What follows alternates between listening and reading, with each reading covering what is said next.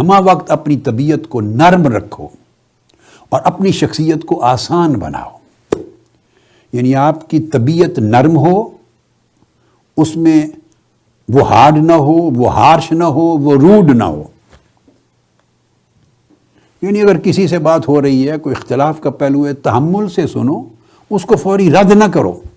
ہمارے تعلقات یہیں سے خراب ہوتے ہیں کہ اگر ایک ڈیفرنس آف اوپینین ہے، دوسرے آدمی نے ڈیفرنٹ بات کر دی ہے، تو ہم ایک لمحہ نہیں لگاتے، فوری اس کو رد کرتے ہیں، اپنے اوپر واجب سمجھتے ہیں اس کی بات کو ریبٹل دینا. It is never needed. اس کی کبھی ضرورت نہیں ہوتی. اگر آپ کا اس کی رائے سے اختلاف بھی ہے، کوئی بات نہیں، آپ خاموش رکھ لیں. اور اگر مجلس ایسی ہے کہ اپنی رائے کا اظہار کرنا ضروری ہے، تو اس کو بڑے تحمل سے، ٹھنڈے طریقے سے، دھیمے انداز کے ساتھ اپنی رائے کے طور پہ بیان کریں، ضرور بیان کریں. تو مطلب ہے کہ آپ اپنی شخصیت کو آسان رکھیں تاکہ لوگ آپ کے ساتھ ڈیلنگ میں کمفرٹیبل فیل کریں.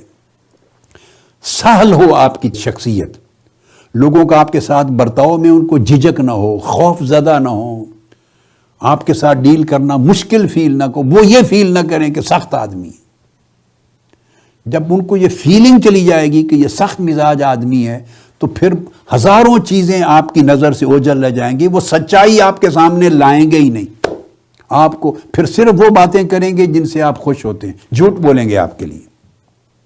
اگر ماتحت ہیں تب جھوٹ بولیں گے، جن کو آپ سے کوئی غرض اور مفاد ہے وہ بھی جھوٹ بولیں گے، اور جن کو آپ سے کوئی خوف ہے کسی چیز کا وہ بھی جھوٹ بولیں گے.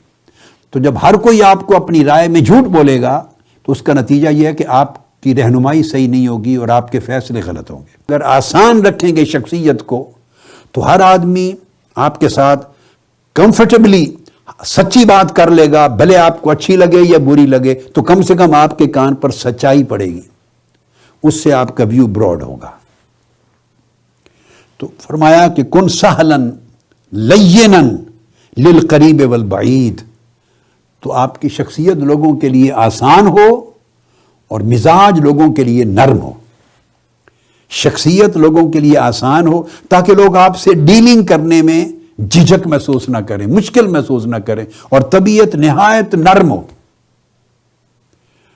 قریب کے لیے بھی اور جو شخص بعید ہے اس کے لیے بھی، یعنی دوست کے لیے بھی، دشمن کے لیے بھی، اپنے کے لیے بھی، پرائے کے لیے بھی، ہر ایک کے لیے. یہ نصیحت کی.